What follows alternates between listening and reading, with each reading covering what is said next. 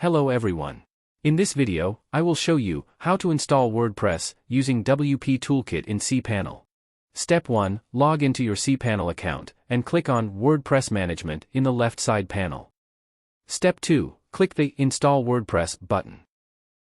Step 3. Fill in the installation path, site title, select plugin or theme set, choose language, and select the WordPress version. Step 4. Enter your admin username, password, and valid email address.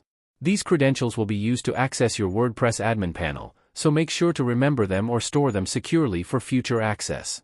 Step 5. Enter your database name, database username, and password. Or leave the default values if you want WP Toolkit to create them automatically.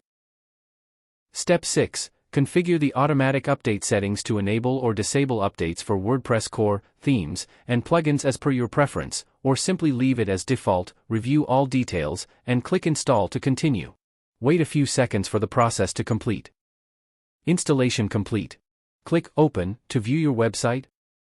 And click Login to access your WordPress admin panel and start managing your site. Congratulations! Your WordPress site is now live. Start building and growing your online presence.